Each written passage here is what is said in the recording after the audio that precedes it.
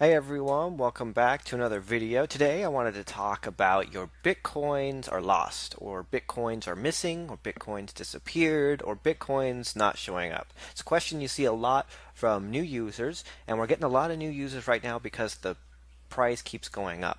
So that's a good thing. So what's happening is users will Google Bitcoin because they want to get involved in it or they want to use it, and they'll end up at bitcoin.org typically. And then they're going to go, oh, wait, get started. Okay, what do I want to do? Inform yourself? No, I don't want to inform myself. I just want to use it. I am a tech guru. I don't need to read about it. So they'll click on it.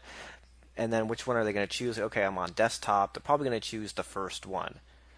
So, they click on it and they see Bitcoin Core is the full client. It's the network, high level security, yada, yada. Okay, great. So they're going to install the Bitcoin Core. They're going to get it running. Something like this. They're going to have click receive. They're going to want to receive, request a payment, and they're going to generate an address like this. And then they're going to use whatever their form is, whether it's local Bitcoins or Coinbase, whatever, and they're going to send funds here. And then they're not going to have their funds available in their wallet because it's still going to be syncing. So this can take a long time depending how long you're connected to the internet and how fast your computer is. For me, it takes about approximately, well, actually, last time I did it when they improved it, it took about 24 hours if I let it run 24/7, no interruptions. But some people don't want to have to wait to do that. So the Bitcoins aren't showing up. How can I get them? I'm going to show you a little trick what you can do to get your Bitcoins while it's still syncing. Alright, so step one, first thing you need to do is find out what address you sent your funds to, because you may have more than one receiving address. So you'll just go to your Receive tab over here and you'll check through these. You can just double click on each one, copy these and paste them into a block explorer like blockchain.info and see if there are funds there. You can go, okay, total receive, final balance 0, until you find one where you sent your funds. So for me, I sent it here. But you'll just go through your ones until you find it. Make sure that's the one. Here it is. Make sure your transaction is confirmed. So you'll see on my specific one, it is not confirmed yet. So I need to wait for the confirmation to occur. This is usually around 10 minutes. Sometimes it can take an hour or longer. You just need to be patient. Wait for this to be confirmed. Once it's confirmed, we'll move on to step 2. Alright, my transaction is now confirmed. So we're going to go back to the Bitcoin Core client, and you're going to go up to Help, and you're going to go to the Debug window, and you're going to click on Console. And then in here, you're just going to type in dump priv key, and you're going to do a space, and then just paste in that address and then hit enter, and you're going to come back with the private key. This is what is needed to move those funds. Do not share this private key with anybody because they'll be able to steal your funds.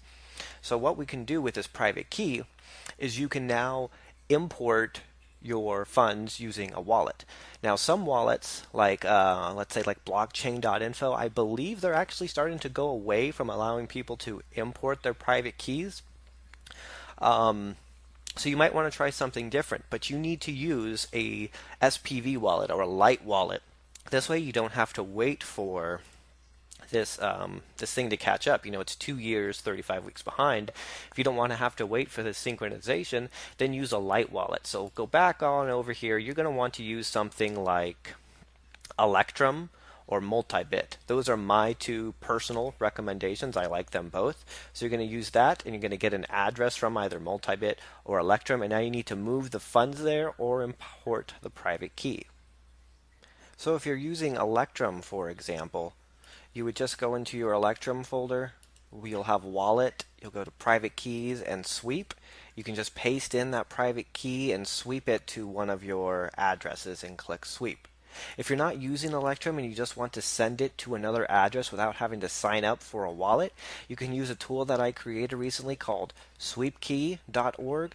Places are starting to get away from allowing people to sweep private keys. So this is just a little thing I built using Node.js and Bitcore by BitPay, where you'll just enter in your private key.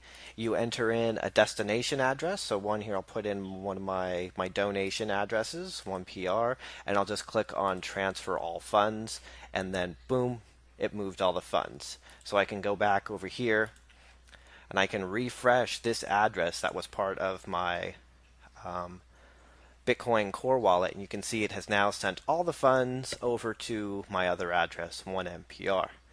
Now, if you're interested in creating your own little web apps like sweepkey.org, you should check out my book, Building Bitcoin Websites. I'll put a link down below. It gets you started so you can start learning how to build things like this, get an idea of the background of how Bitcoin works. And it's available on Amazon for $19.99. Go ahead, check that out. And the source for SweepKey is on GitHub, so it is open source. So you can go check that out if you want. Maybe you want to clone it and make your own, because for most people, or actually for everyone, you don't want really to be sticking your private key into forms on the website. That's just dangerous. I do have a warning down here. I don't save, store, or do anything with the private keys. It's just sends it, it executes a transaction, it sends all the funds from that address to another address.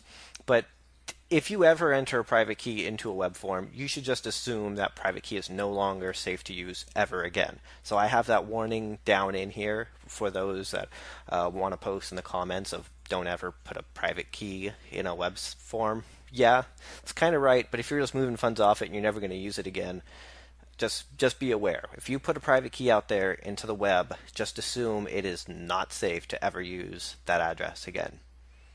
And that's going to do it. So hopefully from this tutorial you are able to move your funds out of your Bitcoin Core wallet that is still syncing. So thanks for watching. Don't forget to like, subscribe, share, do whatever it is that you do, and I will see you guys next time.